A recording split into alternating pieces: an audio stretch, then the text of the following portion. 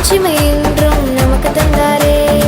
பனித்துறை இரவிலே பசுமை புவியிலே இயேசு நமக்காக பிறந்தாரே. என்றும் அவரை கொண்டாடுவோம். இயேசு நமக்காக பிறந்தாரே. என்றும் அவரை கொண்டாடுவோம்.